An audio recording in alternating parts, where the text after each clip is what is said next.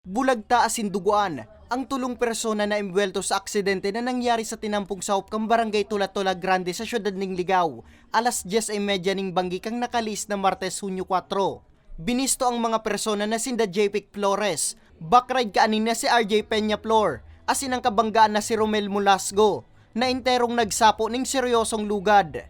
Sigun sa Ligao PNP, padagos pa ang sa indang investigasyon sa insidente, ulita nagluluwas na head-on collision ang nangyari.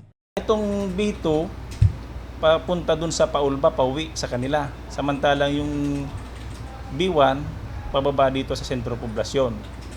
Ang ganun pa man, yung nangyaring insidente, sa hindi na makuhan, dahil nga sa pag-iwas, nag-cause sila ng pagbanggaan. Sa presente, nagpaparayray pa sa ospital ang mga nairido, dahil pa man nagkaigwaning pag-ulay ang ambuslados.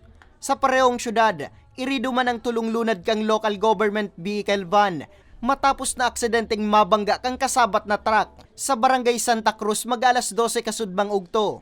Sa impormasyon, gikan ang truck na pigmamaneo ni Christopher Yago sa Ligao, asin pasiring kutang naga, alagad nawaran subot inining preno, asin aksidenteng naokupar ang ibong na linya, rason nga ni mabangga ang kasabat na van. May iniwasan daw po itong B2 na kung saan sa pag-iwas niya, hindi niya naman po natantyan na may approaching na naman, which is yung ambula ay yung government vehicle. Dahil doon, nag-cause na naman sila ng banggaan at nagkaroon ng pinsala yung mga sakay nito, yung government vehicle, which is nabigyan na naman ng paunang lunas. Sabi nga namin, lahat ng driver maging responsable man po sila. Kasi may mga driver na sobrang ingat. May mga drivers naman na hindi nag-iingat, kaya sabi nga namin, kami sa part namin ng pulis, hindi kami nagkukulang sa public information, particular kung sa mga safety rules and regulation, lalo na dito sa pagdadrive. Sa presente, nagkaigwa naman ng pag-ulay ang ambuslados, asin inako naman ni Yago ang naging danyos kang aksidente. Sa Pilar, Sorsogon, irido man ang sarong lalaki, makalis na makabangga ang pigmamaneong truck sa kasunod na truck sa Maharlika Highway sakop kang Barangay Salvacion, alas 2 kasudmang maagahon, tulos man na dinara ang biktima sa ospital para sa atensyon medikal.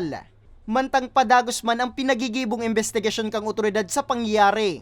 Sa Castilla, Sorsogon, lugadan man ang 52 anyos na si Obeto Puha, kan aksidenteng makabangga ang pigmamaneong truck sa gate ning sarong residensya sa Barangay San Vicente, alas 4 kasubagong maagahon. Sa impormasyon, gikan Piuduran Albay, pasiring kuta si Puha sa Banwaan kan Gubat, ngani magkarga ning krudo, alagad nakaidlip ini sa biyahe, kausakan sa iyang pagkakadiskwido. Tulos man na natawaning akudir ang biktima, asin naidalagan sa pinakaraning ospital. Para sa mga baretang tatak Bicol, Nomer Corporal.